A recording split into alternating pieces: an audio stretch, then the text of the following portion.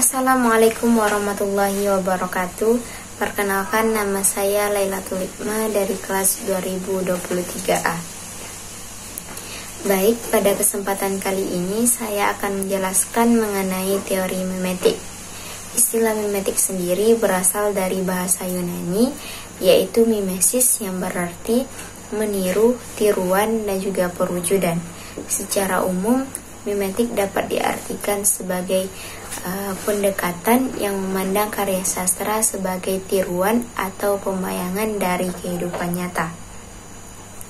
Mimetik juga dapat diartikan sebagai suatu teori yang dalam metodenya membentuk suatu karya sastra dengan didasarkan pada kenyataan kehidupan sosial yang dialami, dan kemudian dikembangkan menjadi suatu karya sastra dengan penambahan skenario yang timbul dari daya imajinasi dan kreativitas pengarang dalam kehidupan dunia nyata tersebut.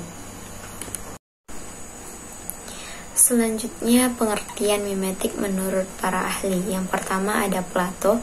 Plato mengungkapkan sastra atau seni hanya merupakan peniruan atau mimesis atau pencerminan dari kenyataan. Yang kedua yaitu ada Aristoteles. Ia berpendapat bahwa mimesis bukan hanya sekadar tiruan, bukan sekadar potret dan realitas, melainkan telah melalui kesadaran personal batin pengarangnya. Selanjutnya yang ketiga yaitu Raffers. Raffers berpendapat bahwa mimesis dapat diartikan sebagai sebuah pendekatan yang mengkaji karya sastra yang berupaya untuk mengaitkan karya sastra dengan realitas atau kenyataan.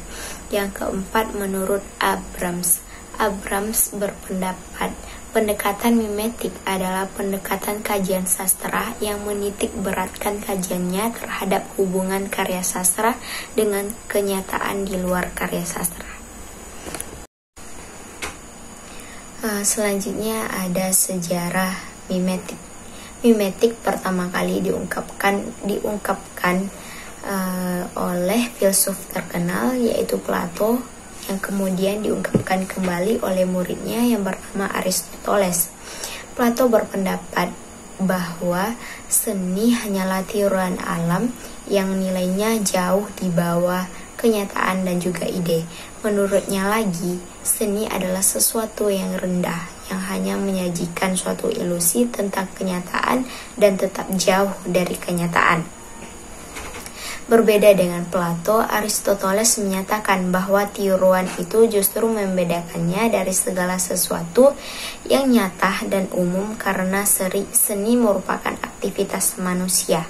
Dalam sebuah penciptaan, sastrawan tidak semata-mata meniru kenyataan, melainkan sekaligus menciptakannya. Baik, selanjutnya dalam teori mimetik terdapat 3 metode yang dapat digunakan dalam mengkritik mimetik. Yang pertama yaitu kepada kelompok masyarakat tertentu. Yang kedua ada dengan menghubungkan suatu unsur yang ada dalam karya sastra dengan unsur tertentu bersamaan dengan yang terdapat dalam masyarakat.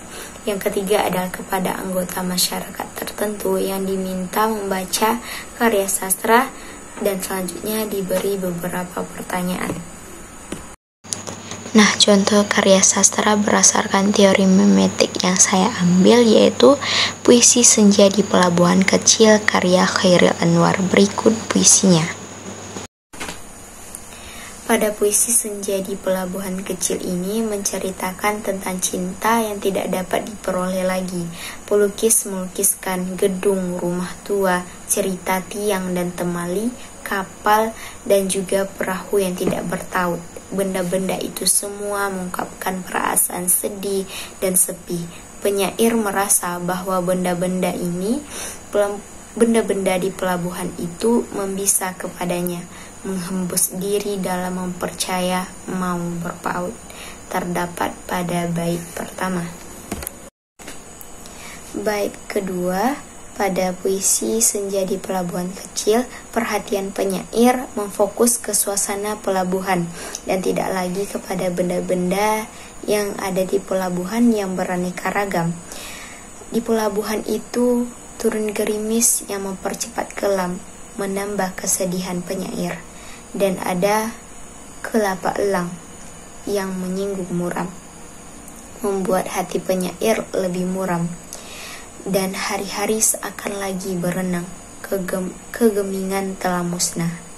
Suasana di pantai itu suatu saat membuat hati penyair dipenuhi harapan untuk terhibur. Tapi ternyata suasana pantai itu kemudian berubah.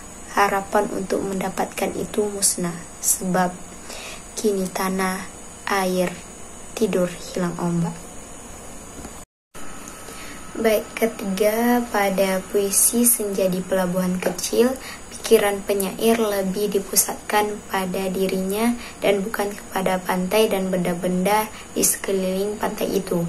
Dia merasa, aku sendiri, tidak ada lagi yang diharapkan akan memberikan hiburan dalam kesendirian dan kedukaannya itu. Nah, yang terakhir ada amanat yang terdapat pada puisi Senja di Pelabuhan Kecil ini menyatakan bahwa penyair ingin mengungkapkan kegagalan cintanya yang menyebabkan hatinya sedih-sedih dan tercekam. Kegagalan cinta itu menyebabkan seseorang seolah kehilangan segala-galanya. Cinta yang sungguh-sungguh dapat menyebabkan seseorang menghayati apa arti kegagalan itu secara total.